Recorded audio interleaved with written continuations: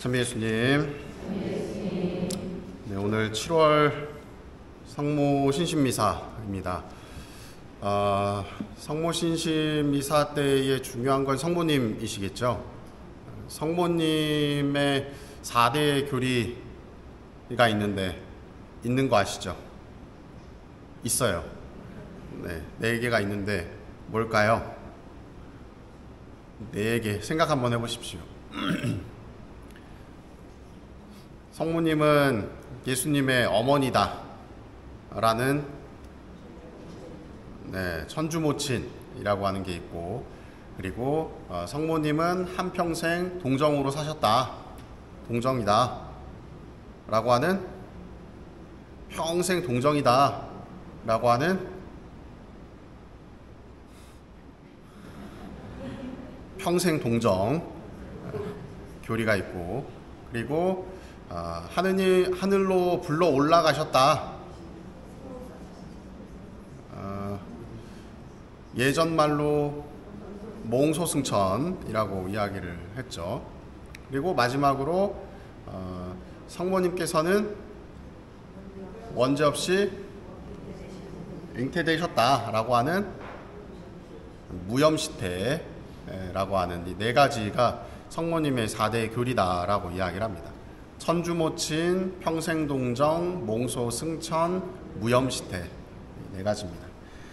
오늘 특별히 이 성모님께서 예수 그리스도를 낳게 되는 과정에 관련된 이 복음 내용이 나오게 되는데, 성모님이 원죄 없이 잉태되셨다 라고 말씀을 하시는데, 이 원죄 없이 잉태되었다 라고 하는 것이 어떤 의미일까요?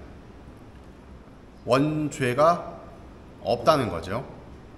원죄가 없다. 그럼 원죄는 뭘까요?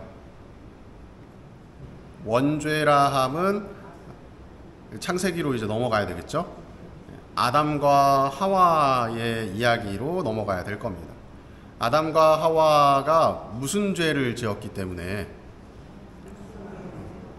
우리가 이야기하는 선과 악을 알게 하는 이 선악과라고 하는 것을 먹었다, 그래서 죄가 생겼다 라고 이야기를 합니다.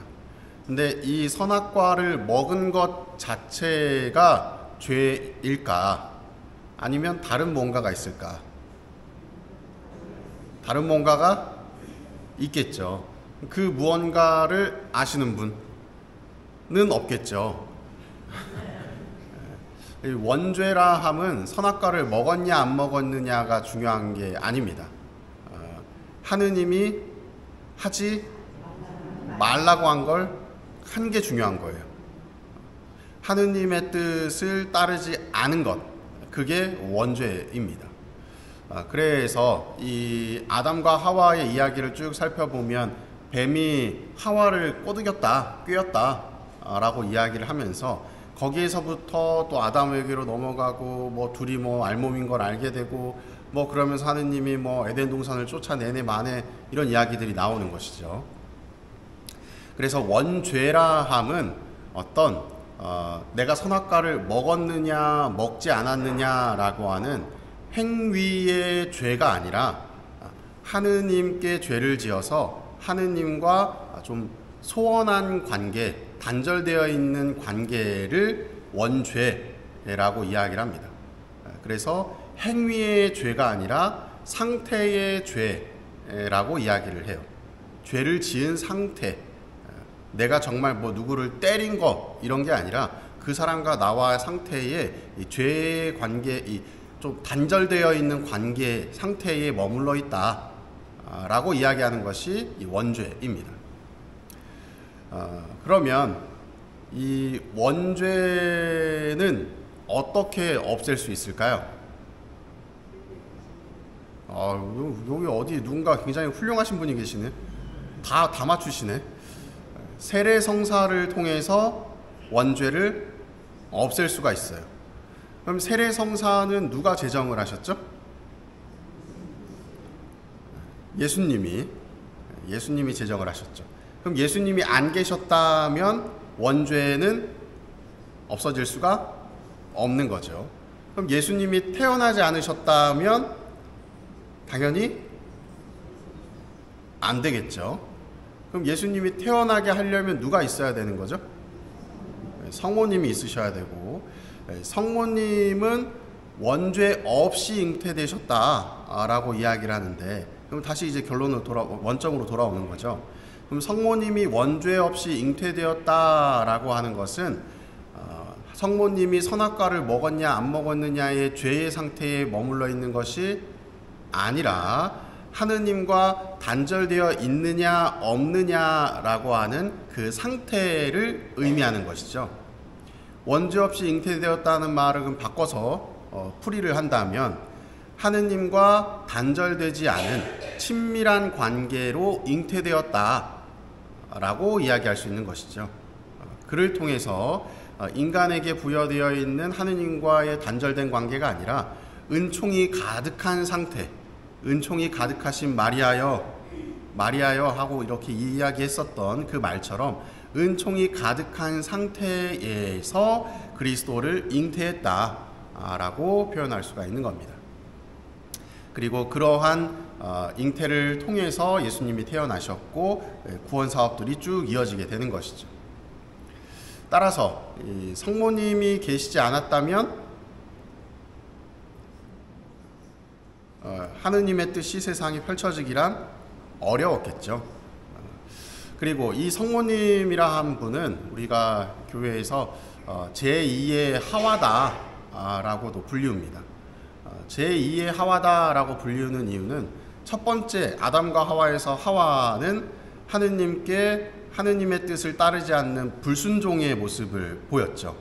그를 통해서 원죄라고 하는 것이 발생을 하게 되고 그것이 쭉 우리 인간의 본성에 각인되어서 죄의 형태로 내려온다라고 죄의 상태로 내려온다라고 이야기를 합니다. 그래서 내가 죄를 지었느냐 짓지 않았느냐 그것이 중요한 것이 아니라 태초에 인간이었던 본성에 죄가 각인되어 있었기 때문에 불순종으로 인해서 그것이 이미 우리에게서 태어나는 그 순간부터 원죄의 상태에 머물러 있는 것으로 내려온다라고 이야기하는 거예요. 그래서 갓 태어난 아기들을 보면 뭐 어떤 행위의 죄를 짓지 않았지만 원죄 상태에 머물러 있다라고 이야기를 하는 겁니다. 그래서 그 아이들이 원죄에서 벗어나기 위해서는 원죄 상태에서 벗어나기 위해서는 뭘 해야 될까요? 세례 성사를 받아야 되는 것이죠. 그를 통해서 하느님께서 인간에게 부여해 주신 자유의지라고 하는 것이 불완전한 자유의지가 아니라 완전한 자유의지로 하느님의 은총 안에서 발현될 수 있는 것이다 라는 것입니다. 이 자유의지라 함은 우리 신앙인들은 항상 기억하셔야 되는 것이 자유롭게 내가 마음대로 행하는 것이라고 생각할 수 있는데 그 의미가 아니라 하느님의 은총 속에서 이루어지는 자유의지예요. 왜냐하면 이 자유의지 안에 정욕이라고 하는 것이 있다고 합니다. 인간의 본성에는. 이 정욕이라 하면 풀이를 한다면 내가 나쁜 행위를 하고자 하는 욕구예요. 원죄 상태에서 이 불완전한 자유의지 안에 그러한 정욕이라고 하는 것이 있는데 그 정욕이라고 하는 것이 완전히 없애기 위해서는 세례 성사를 통해서 하느님의 은총 속에서 자유의지가 발현되어야 하는데 세례를 받는다고 해서 끝나는 것이 아니라 그 정욕이 계속 남아있다라고 이야기합니다. 때문에 내가 스스로 무언가를 하려고 하는 것이 아니라 하느님의 은총 속에서 머물면서 나의 의지를 발현시켜야 된다라고 이야기를 해요. 다시 돌아가서 어디로 돌아가야 되는지 잠깐 방황하고 있는데 자유의지 전에 제가 뭐 얘기했는지 기억나시나요? 기억이 안 나시겠죠? 여튼 그래서 갈피를 잃었는데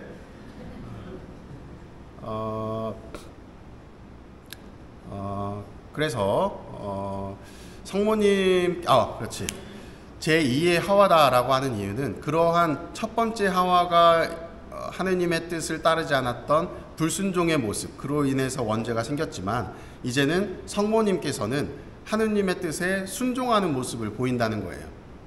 네, 주님의 천사가 내가 아들을 낳을 터이니 그 이름을 예수라고 하여라 라고 했더니 뭐라 그랬죠?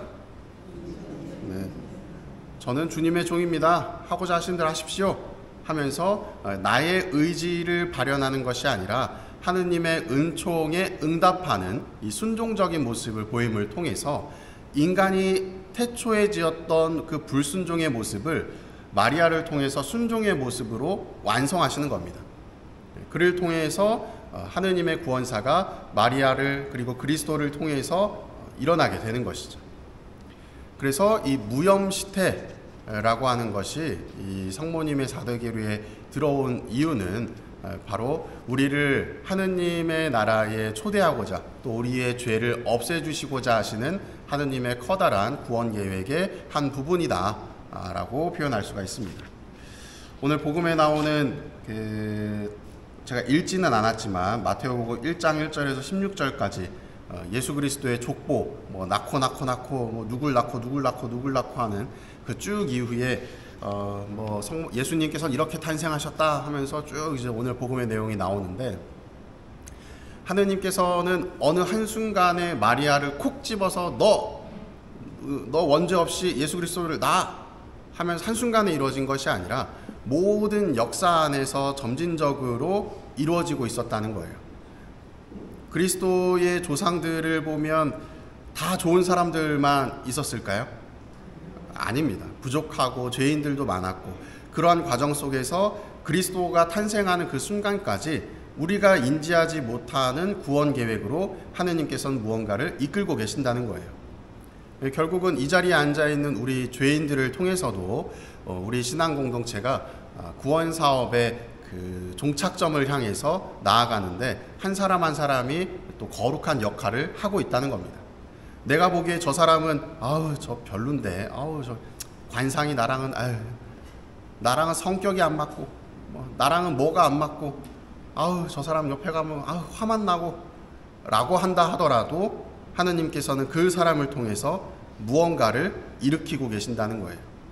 그러니 우리가 누군가를 판단하고 또 심판하기보다 저 사람도 하느님의 구원 사업 안에 작은 톱니바퀴일 수도 있다. 그리고 내가 저 사람을 무시하는 것은 결국 나 자신을 무시하는 것이고, 나아가서 그리스도를, 하느님을 무시하는 것이다 라는 마음으로 서로 존중하고 배려하는 그런 신앙 공동체가 되었으면 좋겠습니다. 사랑합니다.